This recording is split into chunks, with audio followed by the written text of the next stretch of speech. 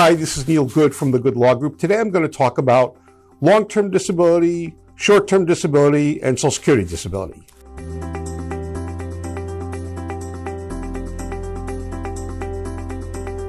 So long-term and short-term disability are private disability policies.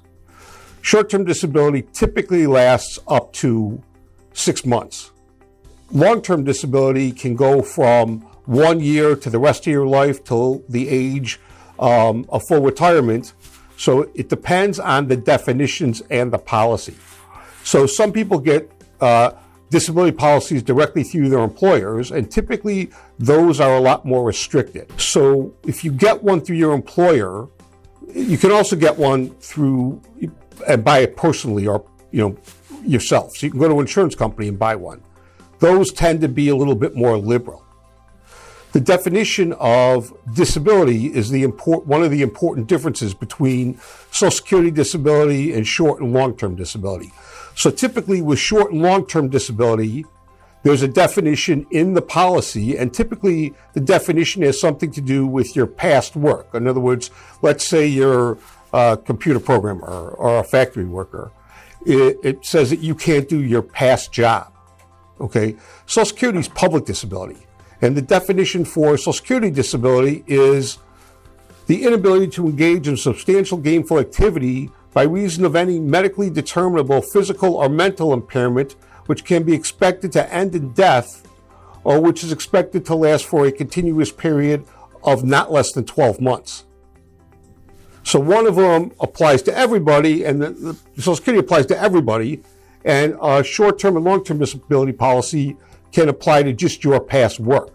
So with Social Security disability, I explain to people that you really have to prove you can't do any job that exists. So some people call and they think it has to do with their past work. It has very little to do with your past work, other than that's part of the process is analyzing that. One of the other differences is that Social Security doesn't really care about long-term and short-term disability. Once you've stopped working, you've stopped working. The only time there's an issue with Social Security disability and short or long-term disability is sometimes it appears on your tax return as you're still employed. So you need to be able to prove that you're not employed and you're getting short-term disability.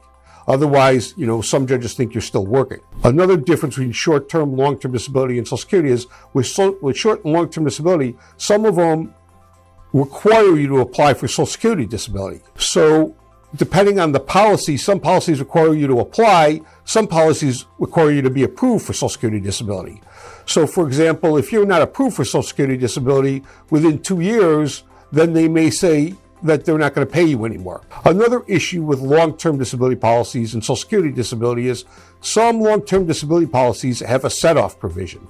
So let's just say you're getting $3,000 a month from your long-term disability policy, and they require you to get approved for Social Security disability.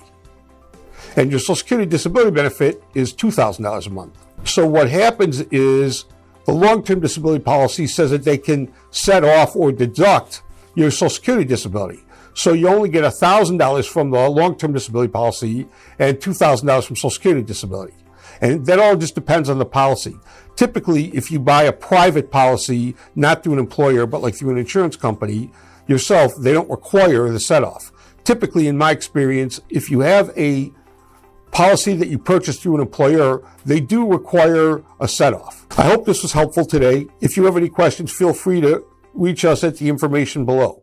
Have a nice day.